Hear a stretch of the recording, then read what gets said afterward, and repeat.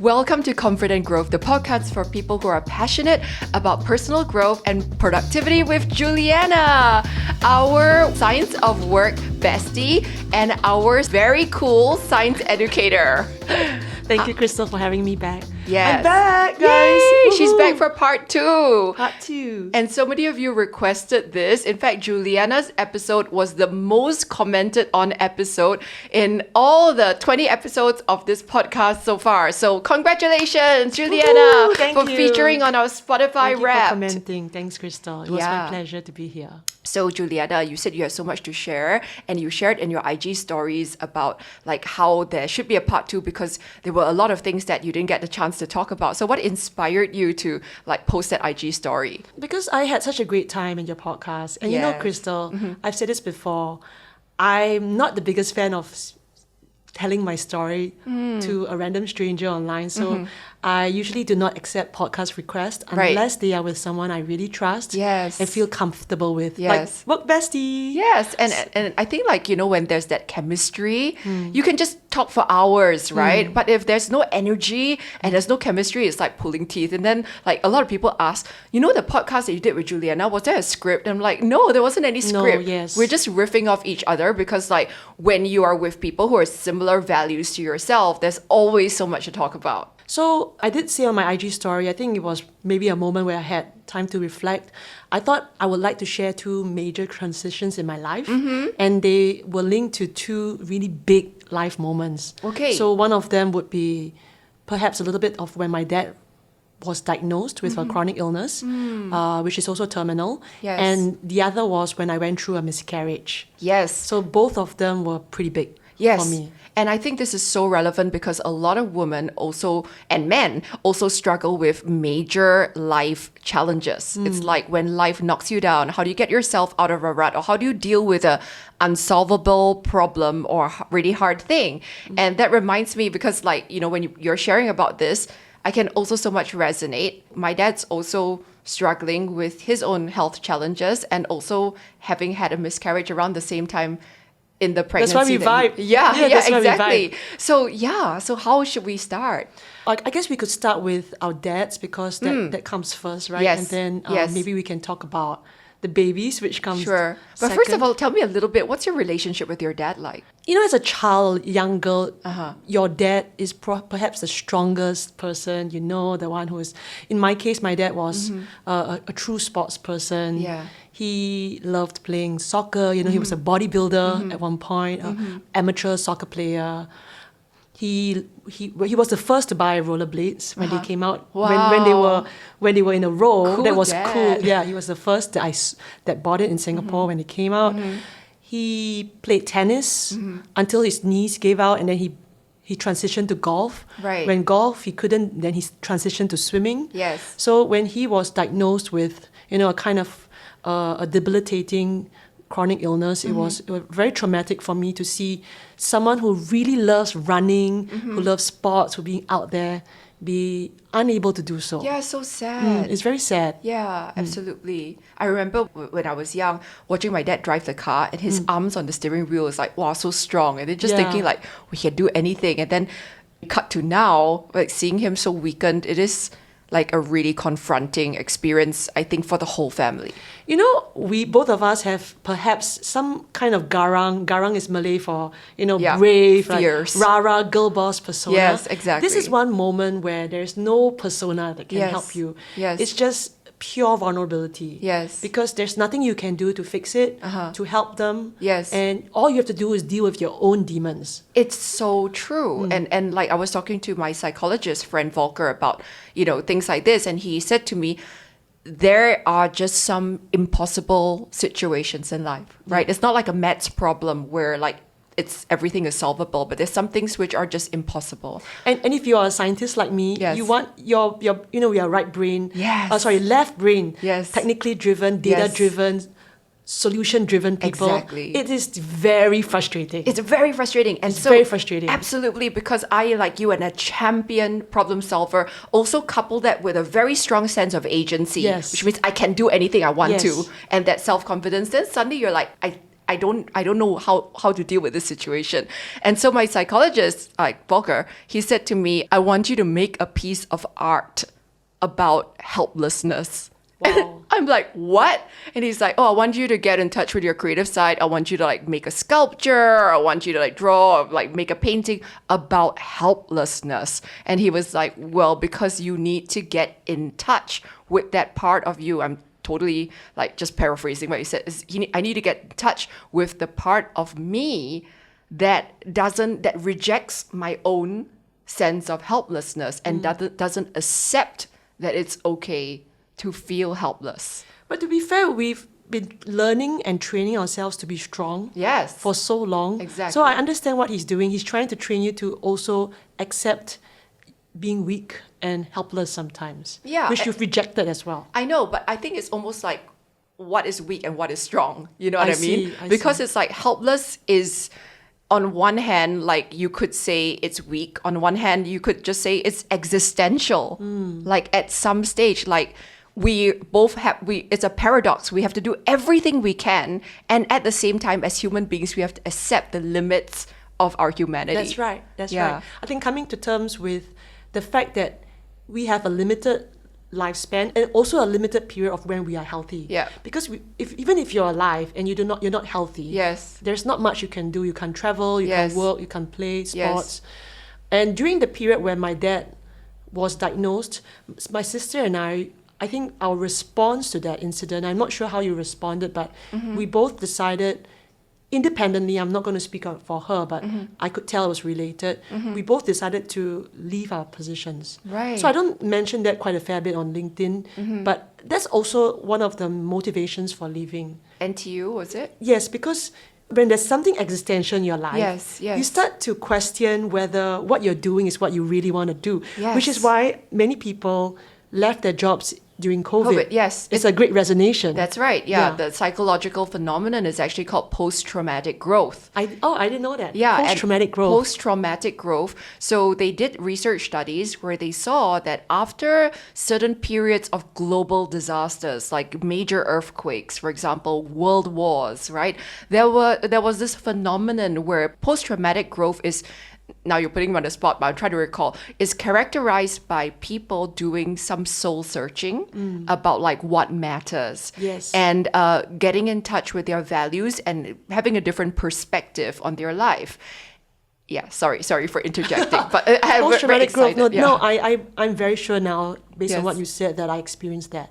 Yes. Yes. And in her case, she left and I left as well. I guess that's why I get super frustrated when I get DMs from random people. Yes. And they tell me stories of how they are extremely unhappy where they are. Yes. And they would love to leave, but they don't have the courage to leave. Yes. So I don't wish any family illness on anyone. Yes. But imagine if somebody really got ill in your family or yourself. Yes. You would resign in a heartbeat. You would just boom, you would be out of there. Yep. Because there's nothing worth more than, with the limited amount of time you have to Yes. do what you want. Yes. Yeah. Yes. And okay, I have to add to that. I can already imagine some objections coming up. Oh, you're privileged. You can have the You can choice of afford finding to. another job. I'm not referring to people who have no options. Okay. I'm referring Yes. to maybe someone who is doing extremely well, maybe like a 6-digit annual salary. Yes. Who doesn't want to let go of that, like golden Right. handcuffs? Yes, Even yes. though they are working, say, 2 a.m. Zoom calls with HQ, 3 a.m., 4 a.m. Yeah. And they're not enjoying it. Yeah. Absolutely. I had an executive coach when I Yes. was trying to become an entrepreneur Yes. who taught me about something really cool. And it reminded me of it called I'm not sure if you heard of it. It's Walt Disney's 3 chairs. Have you heard of that? Not Walt, really. Walt Disney, when he was alive, he came up with this kind of teaching framework. Yeah? Where Tell me. Imagine yourself sitting in 3 different chairs. For training, you could even place 3 different chairs. Yes. And one is the chair of the dreamer, and one is the chair of the realist. Yes. And then the critic. Yes. So when you're the dreamer, it's like, oh, I wish I could become an entrepreneur. I really want to. And then the realist is like, well, you don't have enough funds. You're going to fail. It's a bad economy. Right, got it. Yeah, and then the realist is pragmatic, and then the critic is really demeaning. It's like, you think what? You got no training, you can be a really fat hope. Yeah. So there's 3 different seats, and you sit in all 3 different seats. Yes, got it. And then that's how you come up with that decision. Yeah, therapists often use that kind of like empty chair therapy or like internal family systems as well. So yeah, that is a really great way to remind yourself that you hold multitudes. Right. Right? And Yes. it's not just like I can or I can't. It becomes such a binary thing. But it's like, you know, there are parts of me that this is excited by, and there's parts of me who are deeply anxious and scared of it. And that's okay. We can That's actually, okay. you know, talking about journaling, our favorite thing. One of the processes of journaling, yay, product placement, is that when we actually honor all parts of ourselves and we actually journal and give voice to all those voices. So like my anxious voice says da da da da, my critic says dot dot dot, my inner cheerleader says dot dot dot, my inner visionary says dot dot dot, and then like we actually journal about these things. Oftentimes, like, we need to get all these confusing thoughts and emotions just out of us and onto the page. And then somehow, then we can make more sense and process. So, like, coming back to, like, the story about your dad, what the key learning point for you sounds like you realize that time is so short. And, like, it I really... still feel that way right now. Right. He's still with us. My point is, I still feel that urgency every day. Wow. And has Yeah. it made you more grateful? It also? actually, the feeling I have the moment you mentioned it is humble. Humble. Yeah, which is not associated with humble humble brag. I just feel so. Yes. So it's a moment where you realize that you have so little control Yes. over your health, Yes. your wealth, your Yes. your emotional situation, your family, the safety of your kids. Yes. Everything. Yes. You have nothing. You have just a blank slate where you just pray and hope for the best. You need to read this book by social scientist Dacher Keltner from, I think he's Berkeley. You will love it. It's about, I think it's like the power and science of awe. I'll put it in the show notes. But he's a scientist that writes about awe, A-W-E, wonder, right? And he writes this book because I think it was his brother that was struggling with a terminal illness. And I think his brother did pass away in the end. But it was how that through this terminal illness of his brother that he reconnected with a sense of awe and wonder. And part of the definition of awe and wonder is the feeling that I am so small. You know, in this world, it's an existential thing that reminds you of your mortality. And if you think about it, it can also be freeing. Yes, he Because- wrote about that. Oh, like, okay. How it was beautiful in a very dark way. It was also a beautiful time in the end. I think so too, because once you stop trying to control things Yes. and just let things happen, like Yes. in Chinese they say 顺其自然. Wow, you love know, that. you it's less stressful. I think the same thing goes with being an employer too. Sometimes you worry if you're doing the right thing for them, Yes. if they are happy with you, they're going to stay or they're going to leave. That was Yes. me as a rookie employer. Yes. Now I'm just, I'll tell them outright, you know, if you need to go, you can, but I will do whatever I can to keep you. A lot of spiritual practitioners talk about that paradox of wanting something really very strongly and putting your intention out and like saying that this is what I want, I'm going to work like hell to effort to get there. And the paradox that at the same time, having the surrender to let go. So it's like, I'm going to put the intention out there, but I'm going to work really hard, but at the same time, not in a grasping way, Right. in a kind of like the intention is there, but at some state there, on another level, there is a sense of spiritual surrender. Do you know what I mean? I'm born Catholic, but I'm Yes. not very religious, but I would say I'm spiritual. Yes, To yes. to acknowledge your point. And Crystal, you know that I've been working hard on changing my mindset, you know, Yes. having a more abundant Yes. life, Yes. manifesting what I want, you know. And it's been working for me. Yeah, I I must can tell see you. that. Yes. It's just a lot more empowering, freeing. As you know, a few months ago, I said I want to be a LinkedIn coach. And the reason why I want to be so, there's multiple reasons. I do have a day job. So do you. I just find that I like writing. I've always been a writer. And writing a blog these days is not going to work. You have to write somewhere else. Yes. The platforms are where everyone is. So LinkedIn is my new blog. In some ways. It is, And if yeah. I can write stories on LinkedIn, I can help other people write stories on Yes. LinkedIn. Thank you for plugging my course on that note. I'll tell you how it went. Thank you. Lots of your followers Oh, bought that's it. great. The other reason why I want to get there, be a LinkedIn coach, is something I can do remotely. You know, my daughter is playing with Zaza, your dog. Yes. Juliana's daughter is downstairs she's- as we speak, playing with the Chihuahua. See, I'm multitasking here. Yes. Babysitting. And Rachel from Love Bonito is babysitting Juliana's daughter. Mums unite. Yay. So I just feel that this is a job that I can do remotely. And as my daughter goes into a P5 and PSLE, Yes. I want something more flexible. You know what I mean? I don't want to Yes. have like performance reviews, Yes. like client pitches, and that kind of very large company's business. Yeah. I want something more lifestyle, more focused on family and work-life balance. Yeah, sounds So that's actually one of the priorities for me. Yeah, and it's worked out really well. I keep on seeing you move from strength to strength on LinkedIn. Thank you for helping. You know what? I think it's so important, like, that we cheer for each other. Yay. There's some people who do it, but like begrudgingly or like kind of in a passive aggressive way. And then there's other people in your ecosystem that will just like be threatened by your success. But like, I just really love being with women like you who are like really genuinely excited when a strong woman overcomes challenges. You know, Crystal, on that note, I think we were programmed that way because, as you know, there are very few spots for women to be at the top. So for every 9 spots that a man has, there's about 1 for us. So we are, in some ways, competing harder. Yes. So we are kind of programmed to Yes. to have that kind of competitiveness or scarcity mindset. You know, Juliana, did you come from a girls' school? I did actually. Yeah, which one? I came from Katong Convent, so 10 years in a Oh. girls' school. CHIJ as well. I was from Woo! CHIJ IJ St. girls. Nick. Yes, and then I moved to RGPS.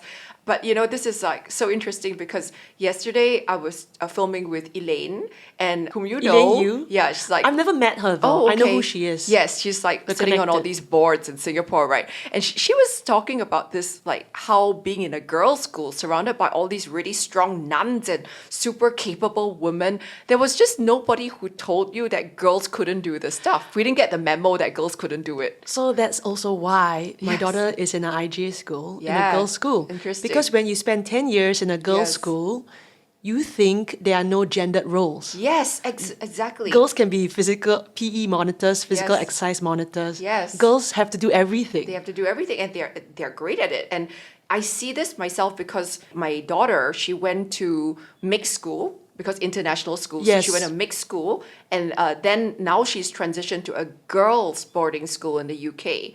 And when she was in a mixed school, you know, she really struggled with all this gender nonsense and the boys talking smack, which they do all the time, and the boys making the girls feel, and then the girls having to like pander to the boys, and the girls change their personality. They actually mutate in a way, like, you know, the pick me concept. You know what a pick me girl is? No, but I can imagine. It's a Gen Z thing where it's like pick me girl. It's like a girl that's like pick me. It's Oh, you know what I mean? That doesn't sound fun. Yeah, exactly. Because like they see themselves through the male gaze. Ah, I get it. Do you know what I get it, mean? I get it. I get it. Yeah. And then so like the moment my daughter went to like an all girls school, my God, she really blossomed. And she was like she used to think she wasn't as good at science and maths, and now she's like killing it in every level. So there you go. So I have to now share a story. This is, I'm not naming individuals, but Yeah. there are programs designed to bring scientists into girls' schools Yes. because we want more girls to be women in STEM. Yes. But there would be girls' schools, teachers or whatever, who would reject these science No programs. way. And they would say categorically, our girls are not interested in physics. What? Because even if you're in a girls' school, it's also important that the leadership believes that your girls do not have gendered roles. Yes, and don't put them into a box. Right. So if you can imagine that happening at the top, Yes. then you can imagine if you're in a co-ed school, how truly gendered the whole school is. But that's like insane because like I was from NUS, you were from NTU. When we look at our STEM faculties, it's 50-50. Most of them. Like, Maybe not in the engineering schools. not in engineering, Yeah. but in terms of like, for instance, biology, Biology, yes, chemistry, yes, I hear that you. sort of thing. Like it's pretty equal. Like there's like, you know what I mean? It's just an expectation, is cultural, Yes. it's societal. Yes. And it's also the way we were brought up. So Yes. as a parent of a boy and a girl, and Yes. same as you, we have to be extremely careful about the kind of language we use around Yes, them. agree. And the things we buy for them. Yes. So at the end of the day, I think it's important, whether or not it's a co-ed school or not, it is important that we do not have gendered ideas and gendered roles for our kids. Yes, for sure. And I think it's equally damaging for boys as well. That's like, right. You know, big boys don't cry, you know, don't act like a sissy, that sort of stuff. Toxic masculinity. Exactly. It starts young, by the way. So, Juliana, I'm also really curious about the second topic that we were Right. going to share about. Yeah. Let's go there. Yes, Do okay. you have tissue? Yes, I have lots. This is also a therapy room. Oh, So- that's right. And we have a therapy dog. if Yes, we need that's one. right. Yeah. So, when was this? When was this? Which it year? was my first pregnancy. Uh-huh. And it happened around 2011. Uh-huh. So Before you were how old? my first successful birth, which was my daughter. Right. So I was working as a research scientist. This is Mm-hmm. before I became an assistant prof at a university. Yes. And I had conceived. Mm-hmm. Being my first pregnancy, I didn't know what to expect, but it turns out that it was relatively good. And I had made an appointment with my OB-GYN, obstetrician, gynecologist, OB-GYN. And I was waiting to hear the heartbeat, have the first scan around, I think it was 9 or 10 weeks. Around the 7th or 8th week, I stopped feeling the pregnancy symptoms. Right. So that's an early sign of miscarriage. Yes. Although not necessarily, so I Yes, don't want anyone yes. to panic. Yes. And I told my husband, and given that he couldn't scan or do any ultrasound for me, we decided just to not think about it and wait for our scan. Okay. So I think I'm going into a lot of detail, but it all begins with that appointment Yes. where I go in and she does that, on the tummy Yes, the kind of ultrasound, yeah. scan, and she goes, I can't hear a heartbeat, but that may happen because it may be too early. Yes. So okay. And then they go up So the other way. so she goes up the other way with the wand. Yes. And to her credit, she had excellent bedside manners. Doctors with excellent bedside manners are much appreciated. Yes. Because the other doctor who revealed my dad's diagnosis had terrible bedside Yes. manners. Oh God, we gotta talk about We that. can talk about that in a because separate, he that's traumatized terrible. all of us Oh, in that no. room. And call yourself a doctor, right? Delivering bad news. Oh, no. You should start a sesh. Yes. Back to my doctor who had great bedside manners. Yes. So she put the ultrasound wand in, and then she said to me, "Okay, this is the womb," and I'm like, "Yes." Then she goes, "I see." Then she points in this is the gestational sac. Yes. Oh no. And then I go, because I'm quite a noob here, right? So I Yes. go, okay, like, good job, Sherlock. You found the gestational Yes. sac. Right. I was like, uh-huh. She's like, then she repeats again, I'm showing you the gestational sac. Right. Then she just draws a ring. This is the placenta. This is the womb. Yes. And then she goes over and over, and then it just like dawned upon me. It took about like 3 seconds, like in the movies. And I goes, where is the baby? And then she goes, I don't see the baby. And then I was like, where is the baby? Then she goes, I don't see the baby. And then at this time, my husband's really like squeezing my hand. And then I go, where's the baby? Like, I ask over and over because I was so shocked. You're in shock. I was just like, where's the baby? There's a womb. Yes. There's a gestational sac. Yes. So anyway, the long and short is, Krista, I had probably the worst miscarriage ever because I had what they call a missed miscarriage. In a normal miscarriage, all of it would just come out, right? Like a very heavy period. Yes. But in my case, it was missed. The body, my womb, didn't get the signals that the baby had not developed. Right. So the placenta and the gestational sac kept growing. So I have a perfect, of course the hormone levels would drop, the HCG would Right, drop, so it would yes. eventually shed. Right. But it grew such to the point where I couldn't just walk out. I had to go through an abortion. DNC, oh Yeah. no. But it's really tough to be a woman. Yes, it I mean, is, like if yes. you've gone through what we physiologically Yes, go through, yes. it's gory. It is. It's graphic. Yeah, so it sounds like it was a really confronting experience because, like, even if you took the pill, like, I think part of that is that you had to go through that alone in the toilet or by Yeah, yourself. well, my husband was a huge part of it, so thank you. Thanks to my husband. Actually, this is not where it ends. This is where the horror story then continues. It's like midway. So I go back 2 weeks later to my amazing doctor again, and she, bless her heart, again said, gave me more bad news. Right. So she goes, I have more bad news for you. I was like, well, you've already told me my baby has miscarried. She Like, goes, what else is there? yeah, she said, there's still lots of placenta in you. And if I let you walk out, if there's just a little bit left, it can cause an infection. Yeah. And it scars your whole womb. Yes. And there'll be no babies coming out of you. Oh, no. No babies. So I go, oh my gosh, what shall I do? So she goes, you can take the pill again, another round, or we can do a DNC. Okay. And then at this point, I regretted not just doing the DNC, just Right. Rip the Band-Aid off. Right. So I did have to eventually go through that. And I, compared to 2 live births, I did Yes. births, the DNC was the most painful. Oh, no. For a month, I was physically in pain. But then having gone through 2 weeks before of The pill, yeah. the trauma of, yes. all of that loss, because it's a physical loss, right? You're seeing loss happen every day. I think that 6 weeks was pretty much, for me, like hell on earth for me. Yeah. It was like, wasn't like living. I was not dying, but I was not living either. Yes, this is a Yeah. limbo. Yeah. And you were in shock. How could you process it? It's like, like I was saying to Adrian, it's the ambiguous loss. Yeah, Adrian, that's right. Yeah, As right. gang, I follow. Sorry, Adrian and wife. No, Yeah. not at all. But it's like that feeling of ambiguous loss is like on one level, your whole life's imploded and it feels like everything's different and you're never going to be the same again. But on another level, everyone's looking at you like you're still walking around. You Yeah. look the same. Nothing's happened. So people don't get it. And there's no party, it's all done very privately. Very privately, yeah. So it's kind of, and the word to describe it, strangely enough, is actually shame. Yes, absolutely. I felt a lot of shame. Yes. It's not anger or grief or loss, It's shame. Shame. Yeah, it's shame like for having like, Failed. yes.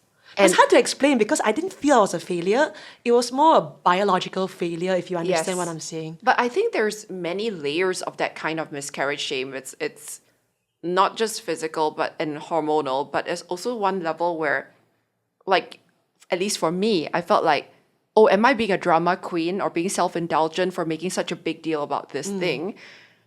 I called my dad when I heard the news about, my story is nowhere as dramatic as yours, but it was just like, the baby's heart wasn't beating. So there was a heartbeat. So that was, at first, there was like a little beat that you could see on the, and then the next appointment, I think it was the second scan, that there was like no heartbeat.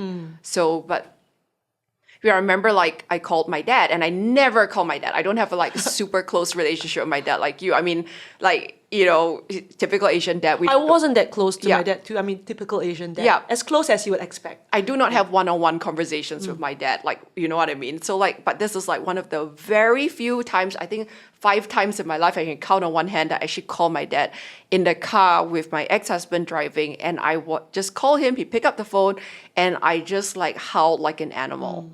And I only remember a few times in my life I cried like that. Wow. And it was like so powerful, like that force of maternal grief. Yes. It's so powerful. You don't know where it comes from, but it's almost animalistic. It's animalistic. Right? Yes. It's like howling It's at the basal. moon. Yeah, it's totally primal. Yeah. So, yeah, but these things happen, and then like you say, they're humbling. They're humbling. They remind you that, wow, we can do all this, we can walk about, and we can like be all that and achieve all that. At the end of the day, we're just a warm bag of flesh and bones if we're just an animal. It reminded me of a story that I have not told recently, which is when I conceived again with my daughter, who's downstairs Yes. playing with your dog. Yes. I got headhunted for a job, and I decided not to take it. Right. because that job required me to travel a lot. Yes. And then I decided that if, we didn't have Zoom then. When you had a meeting, you had to fly. So I decided, remember. I was like, if I'm blessed with I was pregnant when I was headhunted for this job. They Right. offered me a really nice sign-on bonus. It was in euros. Euros was much stronger 10 years ago. And then I said, if I successfully deliver this baby Yes. and then leave her and fly off to France and Yes. Shanghai and whatever, and Europe and US, then I would have gotten my priorities wrong. Right. Because my priority was to have a family. Yes. Yeah. So then everything else was not important. I totally Secondary resonate or with that. tertiary, yeah. Yeah, that so resonates. I mean, for me, the next time I got pregnant after my miscarriage, they immediately put me on progesterone. Me too. Yeah, because they're like, They high injected risk, high it, risk. right, every week Yes, or so. yes, It yes, was- that's right. And But there's also insufficient evidence Yeah. to prove that progesterone shot is beneficial for protecting a pregnancy. right. My husband yes. will also add that, Okay. who's also a scientist. Yeah. So despite all of that, I did still get the shots because Yeah. even if there's insufficient evidence, Yes. I was, I guess at that point, a little bit desperate. Yes. I did it even though Yes. it cost me quite a fair bit of localized Pain, inflammation and yes, pain. Yes. And like, just like you, high risk pregnancy, progesterone, I also actually quit my job. I was an investment banker at that point of time, and I didn't intend to quit my job, but I actually went into my boss's office and I had been scheduled to go on a multi-country equities roadshow, I think IPO or something like that. And I said, I've just got pregnant and my doctor says that it's high risk and I shouldn't travel. And I'll never forget, my boss looked at me and said that's disappointing. Oh no. He just said we have to reschedule so many things. And there's this utter lack of not even lack of celebration, it's lack of empathy. And I felt this gulf open up between me and him. And I want to be fair and responsible mindset, not victim mindset, because I tell the story sometimes in victim mindset and responsible mindset exercise that I do. To be fair, he did apologize and did try to make amends, and he was very stressed that day. And to be fair, I already had made up my mind for some time that this wasn't the right job. Investment banking, sales and trading, as well as being a mom of a young kid, to me wasn't that compatible. So that was just the final straw that broke the camel's back. Now you reminded me again of another story, and I digress, but this is important because Yes. Crystal taught us and my Women's Summit about this concept Yes. of owning your story Yes. and not having a victim mindset. Yes. So you paired all of us up Yes. in the session. That's I took right. part. Yes. And I was made to tell my story Yes. about leaving my academic job. Yes. And my partner was made to listen. Yes. At the end of the 30 seconds or a minute, they would stand up Yes. if they believed that you were telling them the what would you Victim call it? version of this. Or If you honest or responsible version. Yeah, so there were two parts. The first part is you have to tell the story, and your objective is to convince your partner that you indeed the victim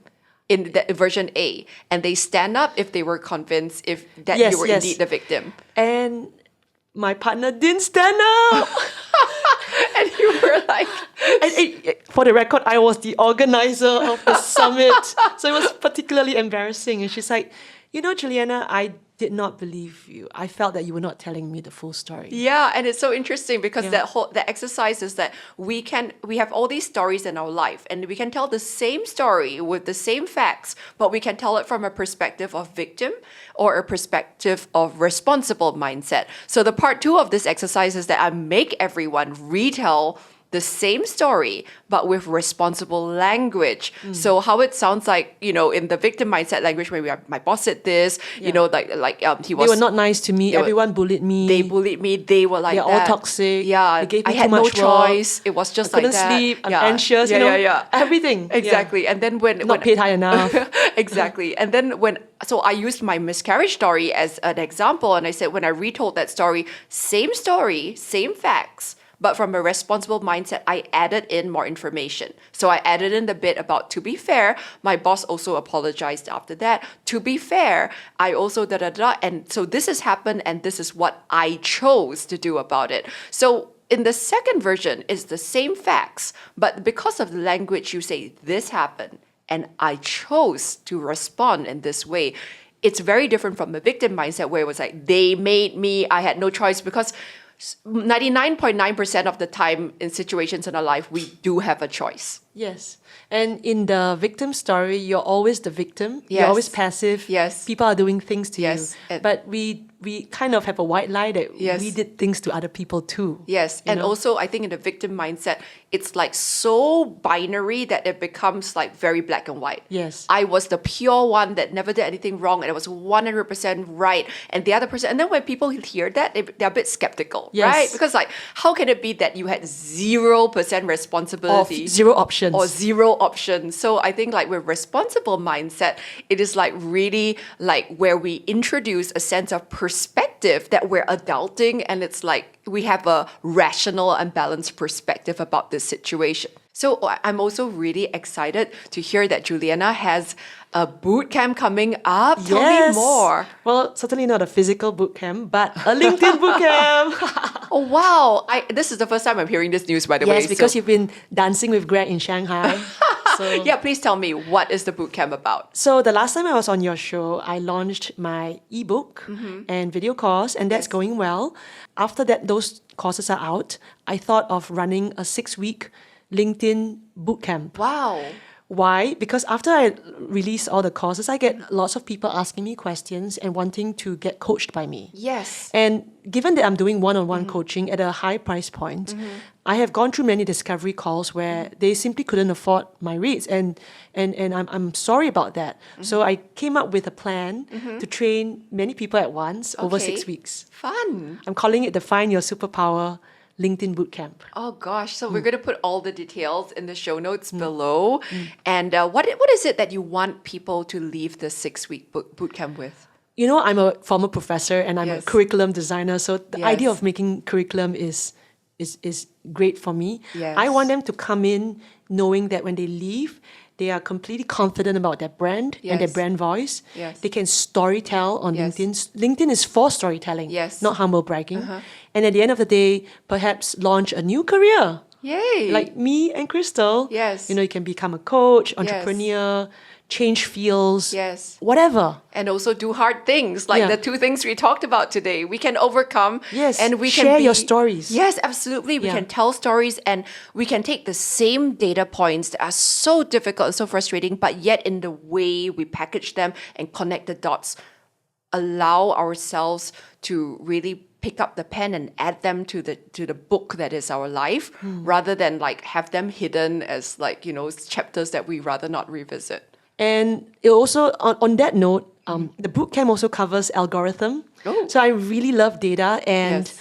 the fact that I can be wonky and talk about data to someone for Yes, hours, yes. it really makes me excited. Yes, Yeah. absolutely. I mean, that's something I really appreciate too about you. I know everything you say is a statement that's going to be backed up by something. I try my best to, not always, but that will be the goal. So join my bootcamp if you're interested. So please do check out Juliana's bootcamp, where you're going to be getting much more rich experience from Juliana, who I really regard as the expert and the queen of LinkedIn. Thank you, Crystal. Yes. Maybe you can even be our guest lecturer sometime. Oh my in the God, future. Maybe yes. in the next iteration of the bootcamp. I know you're very Sure. busy right now. Yeah, happy to support you anytime. So thanks so much for tuning into Comfort and Growth. I'm sure this has been a really powerful episode that resonated with so many of you. And thanks for also all your comments on Juliana's episode. Please keep them coming. If you like this episode, please rate us, review it, share it with your friends, subscribe to our podcast, and we'll see you again next week. Bye!